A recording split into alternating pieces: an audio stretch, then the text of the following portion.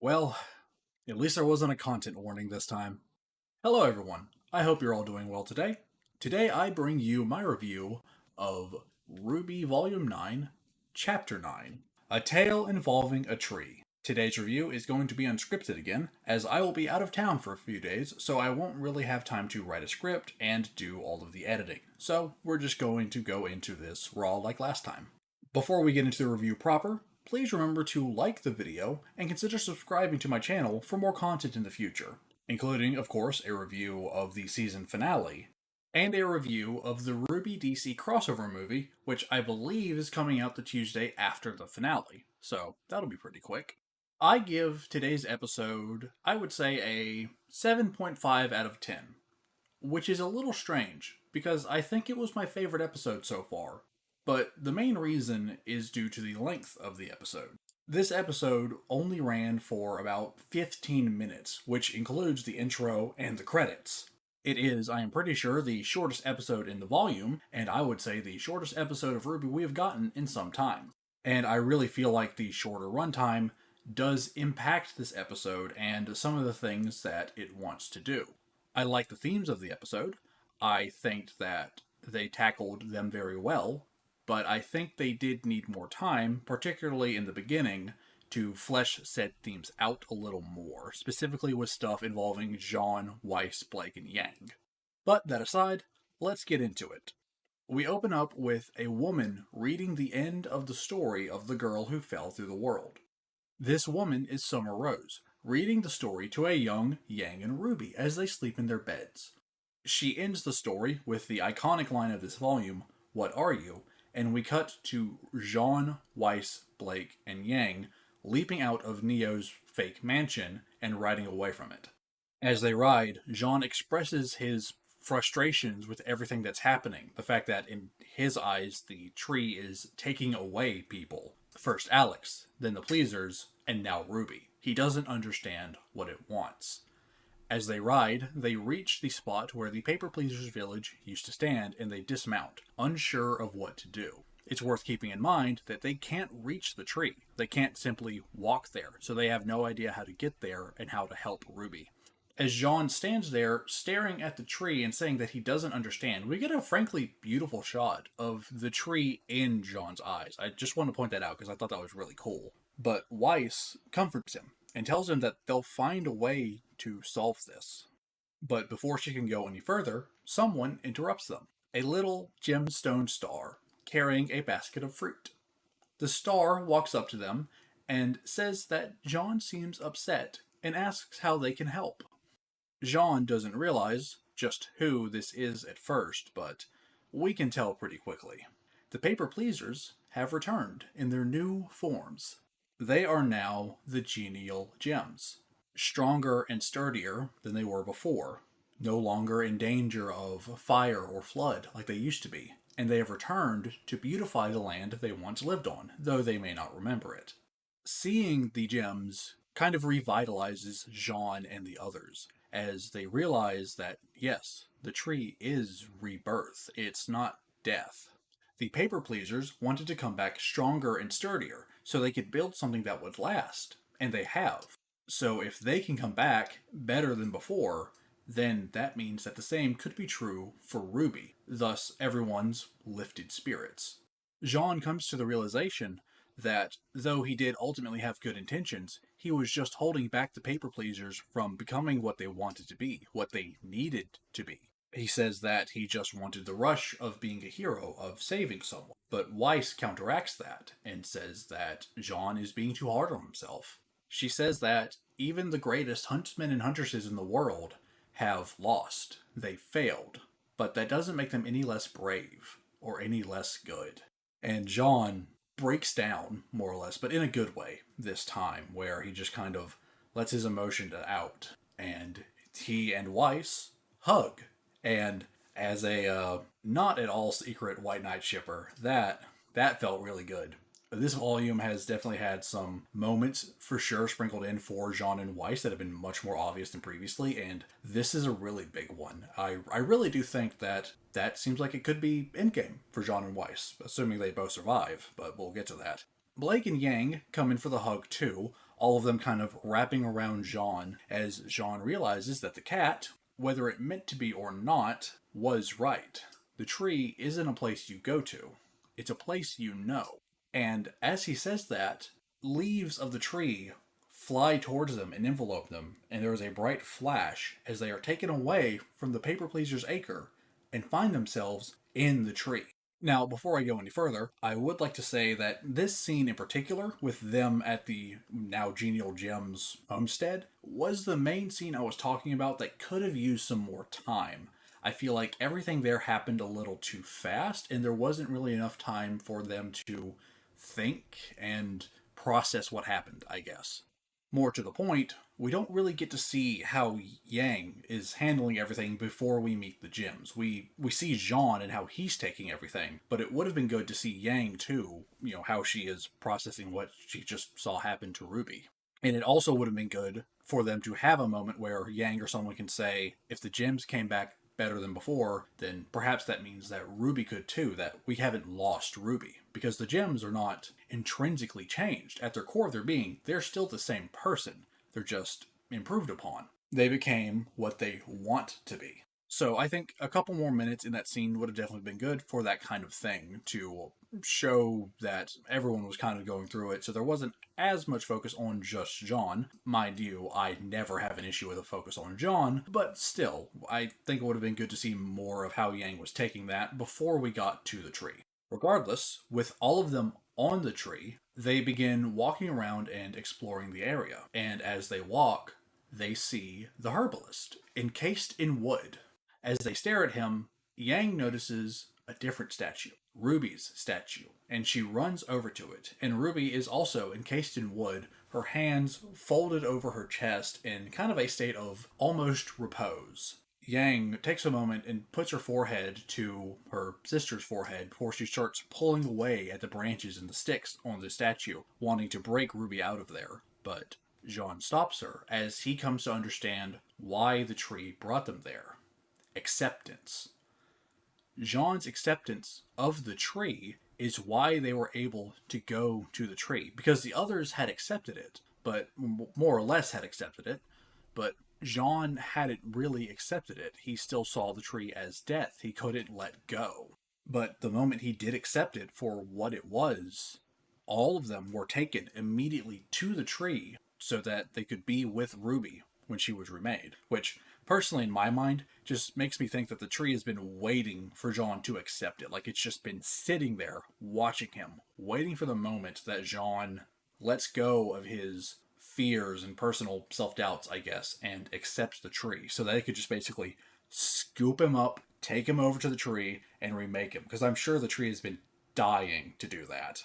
But as they come to the understanding that they need to accept RWBY for whoever she's going to be when her ascension is over, the herbalist's cocoon, I guess, of wood starts to crack and break away, and the herbalist breaks out, only now he's changed. He's no longer a caterpillar, but a butterfly with legs.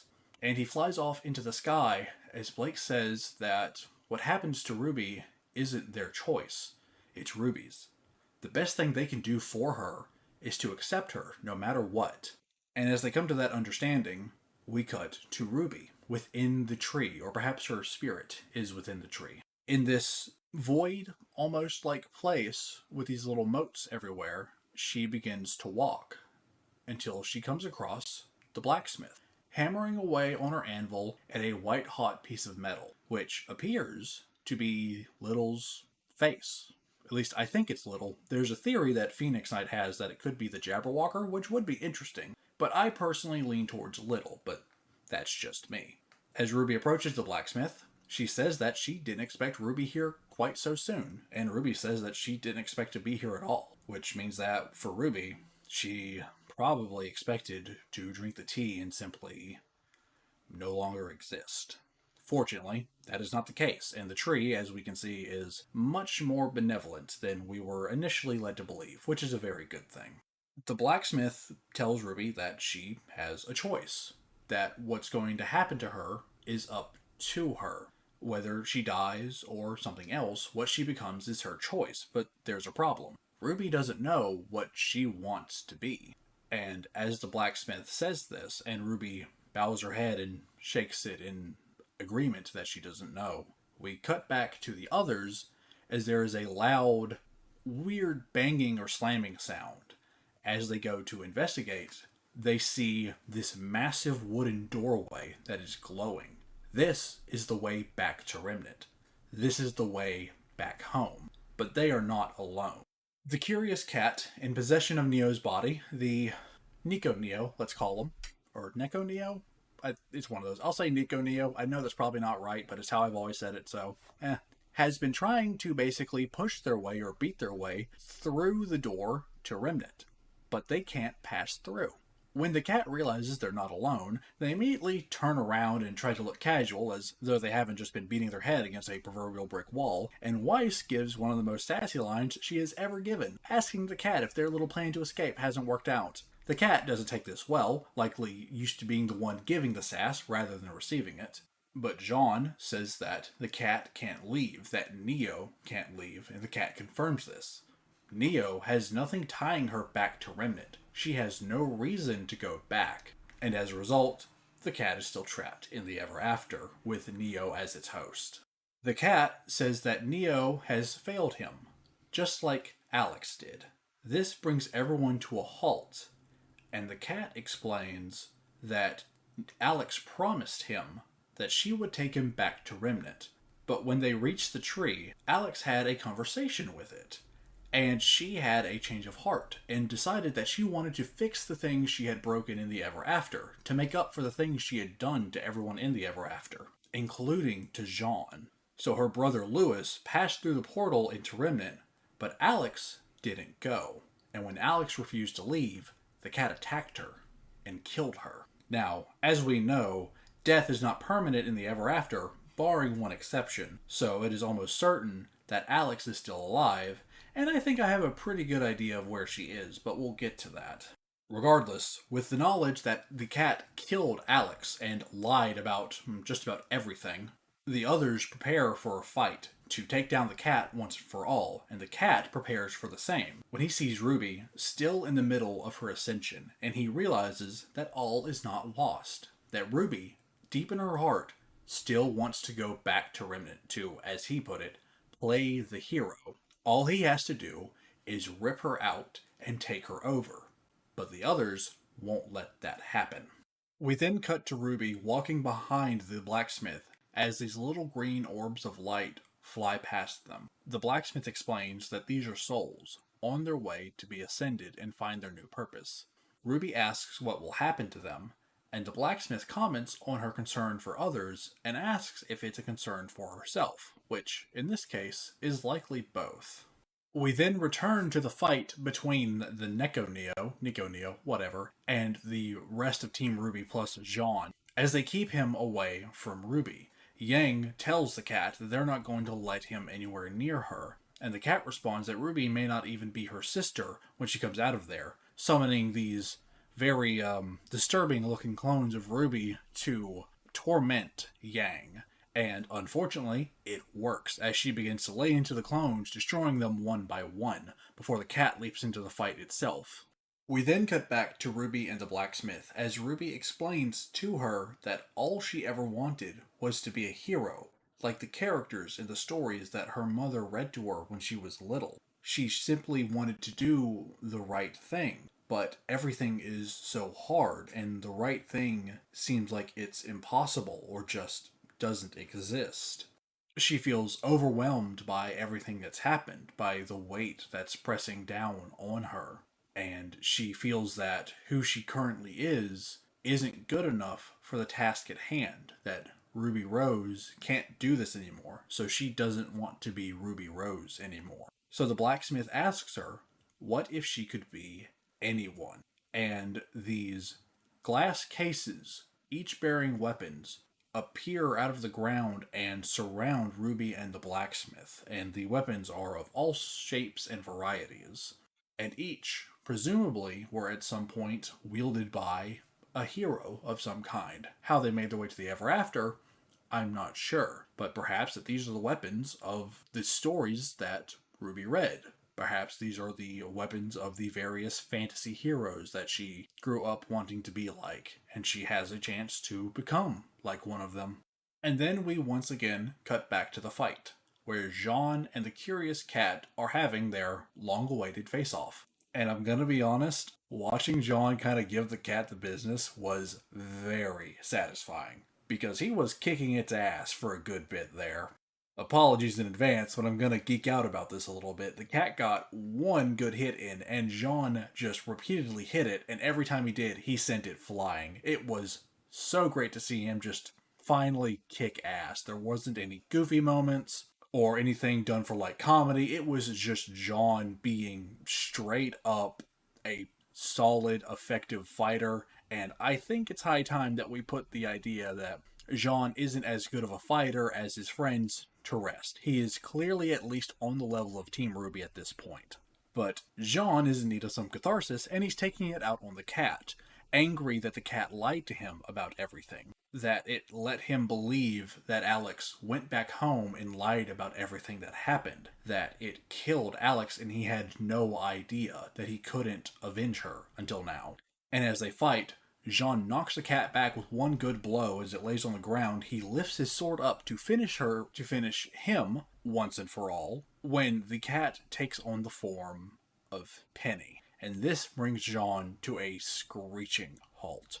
But before he can do anything to recover, the cat creates a clone of Pyrrha that backstabs him, effectively, as his guard is lowered. And I said fuck Neo earlier, but fuck the cat too, like both of them. I'm really glad they're in the same body. It makes killing them so much easier.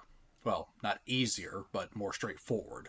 But the cat leaps up and kicks Jean onto the ground, and Weiss sees this, and she summons a glyph and shoots a fireball at the cat, who sees this coming, vanishes, and Jean is hit by the fireball and knocked off the platform in an explosion of fire, said fire still clinging to his shield as he falls.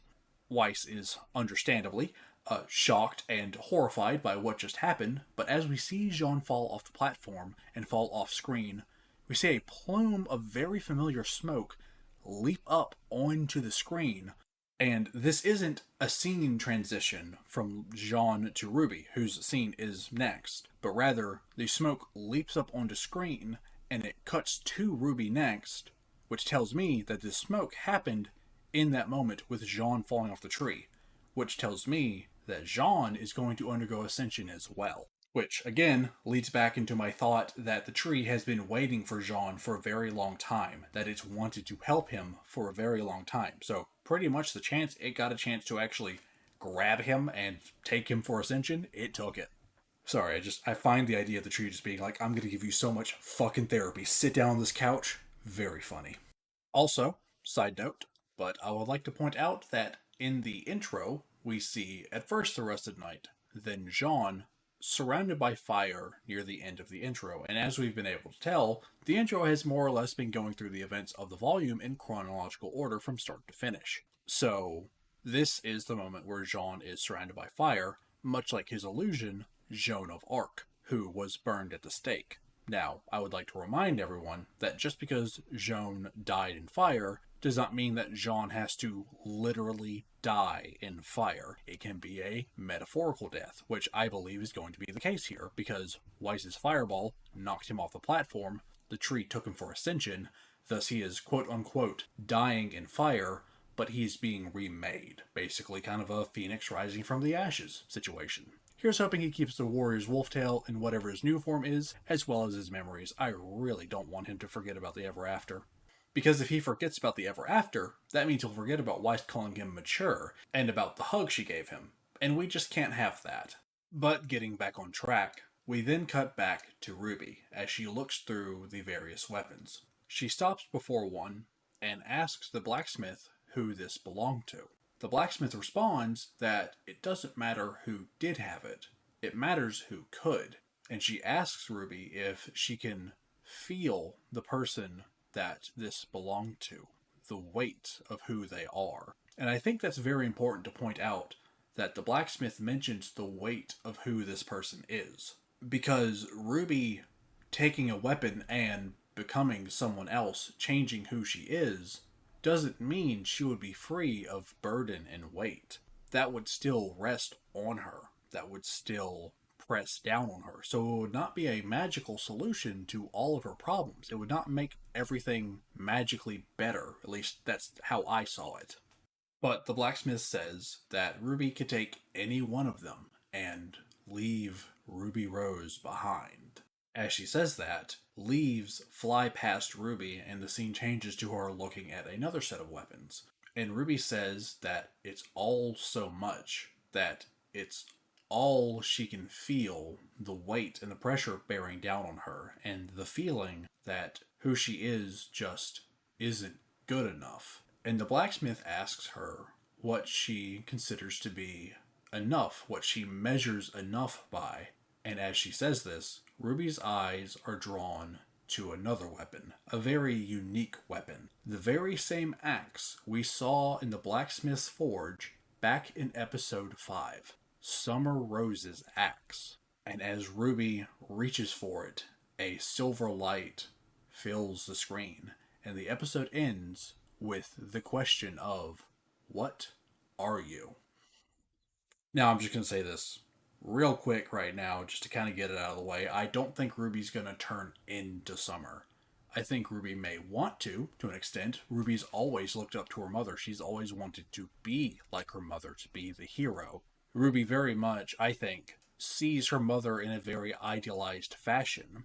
She's always kind of heard stories of her, but may not have that many memories of her from when she was a child. Or any memories that she does have is, well, colored by the stories she's heard and by the fact that when her mother passed away, she was just a little girl. So to her, Summer Rose was everything that she should ever want to be. A superhero, a savior, a powerful warrior. So Ruby, I think, would want to be like her mother, to become her mother so that she could handle the weight bearing down on her, because she believes that Summer Rose could handle it.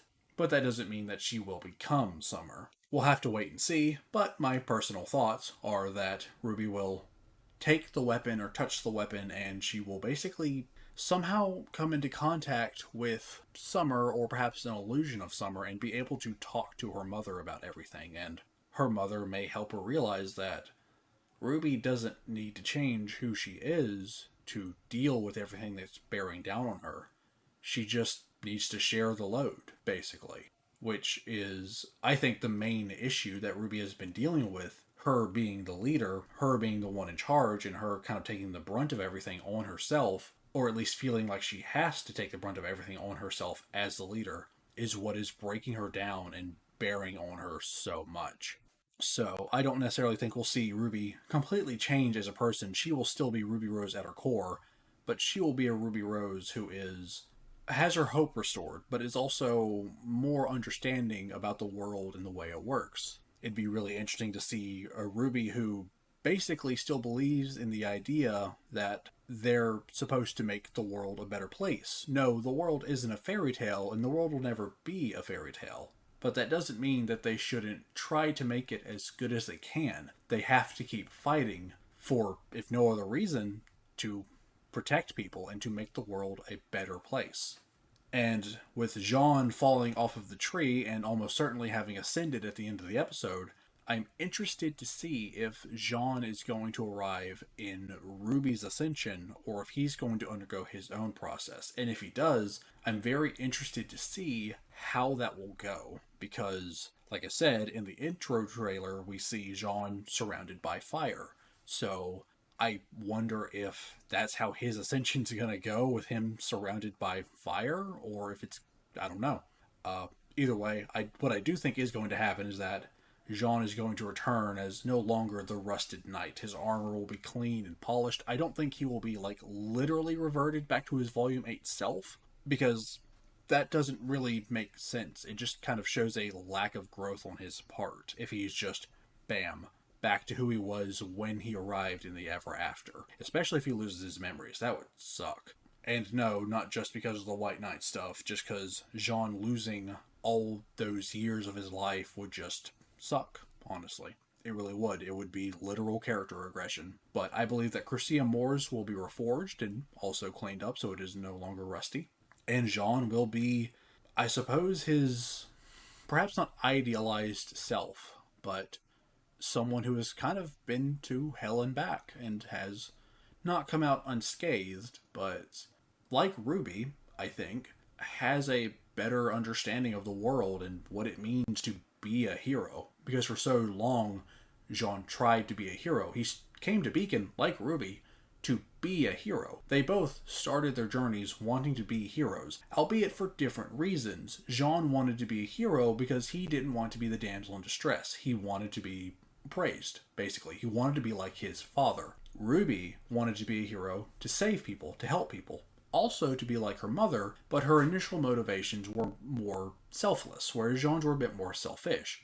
However, as the series went on, Jean's motivations changed to be much more selfless and to more mirror Ruby's initial motivations. Whereas Ruby, especially at the end of Volume 7 with the events of Volume 8 and in Volume 9, her view of the world became more pessimistic and downtrodden. But I think at the end of this volume, she will come to a better mental place and will have a better understanding of who she needs to be. And Jean, likewise, will have that understanding as well.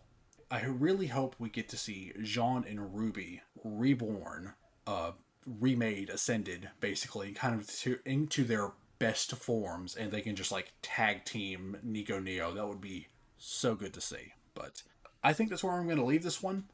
I'm kind of rambling as it is anyway, but this was a really good episode. Despite the lower score I gave it and my issues with the length of time of the episode, it was really good. And Eddie Rivas, I can't remember his last name, but like one of the lead writers for RWBY, said that this episode is basically a two-parter with the season finale, which will be the longest episode in the series. We don't know how long yet, but it will be the longest one. So that bodes well. But regardless, can't wait to see what happens next. Please share your thoughts in the comments. What did you think about this episode? What do you think is going to happen next? Are you as excited for potential White Knight stuff as I am?